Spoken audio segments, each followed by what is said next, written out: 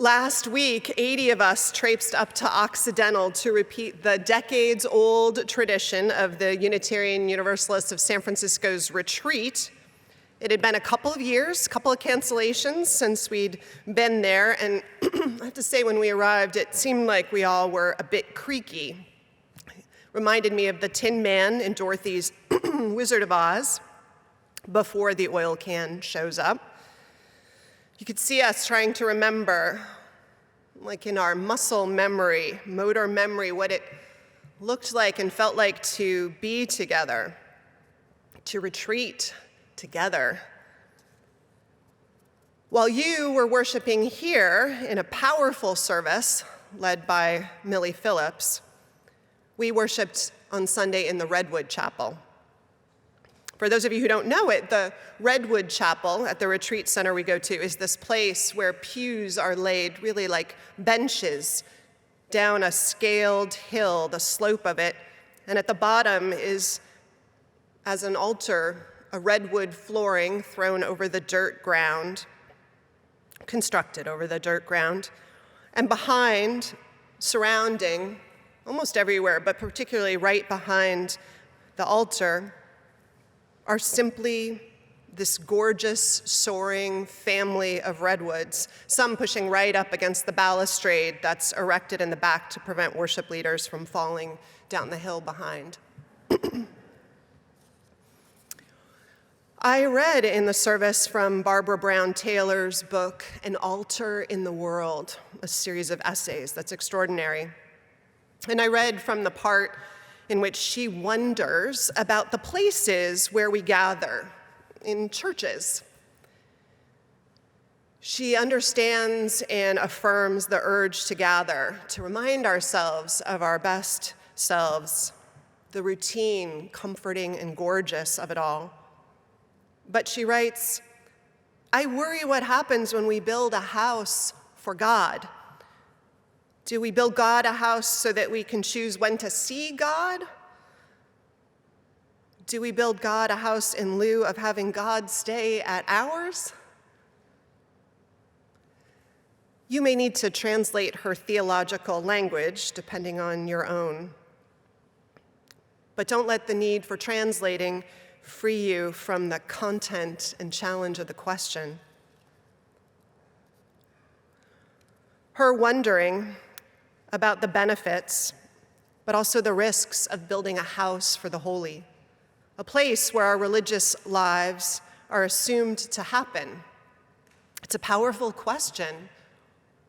What happens to the rest of the world, she writes, when we build 4 walls, even 4 gorgeous walls, cap them with a steepled roof and designate this the house of God, she asks. Who doesn't make it into these places? The natural world, the animals, the redwood trees, except when they're cut down. Which people don't make it in? What about ourselves do we risk forgetting? It's graduation time this time of year, I'm sure you know. Thomas Brown, who retired as one of our sextons here this past December, but who is back this week subbing while Leland was on vacation. Thomas celebrated the graduation of Brenasia, his granddaughter, who also works and helps us as one of our child care providers every Sunday. Her graduation from San Francisco State, so if and when you see her, congratulate her. Another grandson here in San Francisco graduated from high school. His daughter got a degree in real estate from City College, and he told me another granddaughter in Texas got her degree from college this last week. Everyone breaking through that ribbon at the end of a race. Those gorgeous moments of victory that no one can take away from us, happening all around us. And this last week, my daughter graduated from high school. She gave a graduation speech with words that threw a frame around our own life here that makes me want to share them, and which I do with her permission. Speaking of junior year, 2020 to 21, she reflected back with her classmates on what this journey has been like for them. She said, "Junior year, the year of failure in a broader sense, failure to feel like the same school. You know that philosophical question, would you still be you without an arm, without a body? What if you were just a brain immersed in a jar of some undefined liquid, but you could still think? Would you still be you?" That's basically the question we asked, but about our school this time. Is a school still a school without a building? Is UHS, her high school, still UHS without heated discussion in the hallways, or running up from the South Campus, or the NCS championship, or live musicals? And us? We were faced with the same struggle, weren't we? Failure to feel for a while like the same church in the last 2 years, forced to ask consciously or unconsciously, are we still a church without a building? Are we still a church if we cannot be in person to mourn a loss or to celebrate a birth?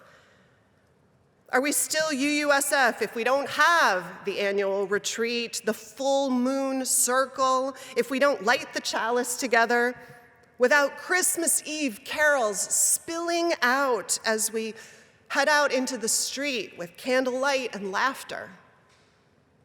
When life gets stripped of all its trappings and all the ways that it will, that it always has, and that it did for us, we human beings were always forced to dig into this age-old question of who are we, really? Who are we beneath the layers of who we thought we were before all the losses and the stripping back began? Lose your job and you have to ask, is there a Vanessa, a Bob, a Prita? That's more than just our paid work. Lose an ability and we have to ask whether we are more than one set of capabilities of our bodies or our minds.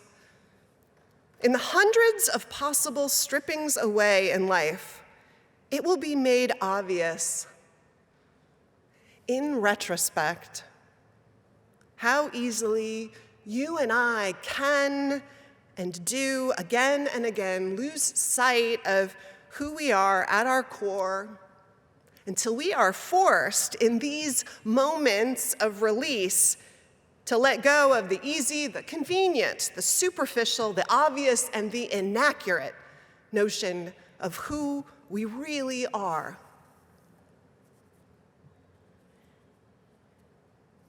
And what we did at church was find something in the stripping away. We found what Lila thinks she and her classmates found. In her speech, she said, in the end, we decided UHS was still a version of UHS, but only because of the people, because of what fiercely held us together. So too for us. In Zoom, in FaceTime, in Livestream, in masks, outdoors, however we could, we worked to connect and even just remember we were connected when it sometimes was only a gossamer thread that no one else could see but us, across distance and unearthly quiet. We learned to touch that and to trust it. And it was reliable, that web. I don't want to get too Hebrew scriptures on you all this morning, but it's a bit like other communities who've carried their faith into desert places and proved what we are together isn't just what happens in a building, that it's held inside and it's held among us. An incredibly good lesson to remember periodically. Church is us. There is power in that. the power of the Redwood Chapel without its walls, the power of pandemic wisdom.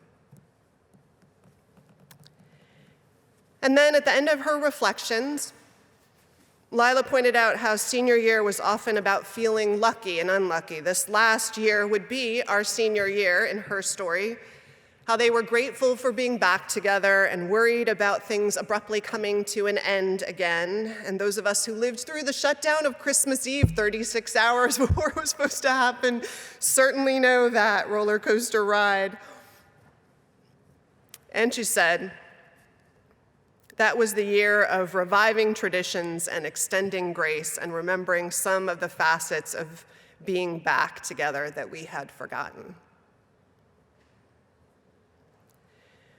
Which takes me back to the retreat last week. All of our creaky joints getting oiled up over 2 days by a few hikes, some that seemed like an outward bound team training expedition, by a dizzying array of jigsaw puzzles, by some trash talk over code names, by a lot of shared meals and the healing warmth of campfire and stargazing and singing and the beaver and the happy dances. Senior year, the year of reviving traditions and extending grace and remembering what being together felt like. Thank you all for a hard, happy, nervous, stumbling, grace-giving, remembering, forgetting senior year at church. Thank you for all you have weathered, trusting in the gossamer threads, holding your part of them tight to keep the web strong, and something that held us through desert times and reminded us of a deep truth that the stripping away of the last 2 years has brought into focus. Namely, who are we? Well, we're a church that sometimes has a steeple, sometimes has doors, but whenever we're really open to see what's inside and what holds it all together, the answer is always the same. It's the people. So blessings to this church. Blessings to these gorgeous, strong, wise, enduring, joyful, and grace-filled, stumbling, trusting, determined, loving people who are church.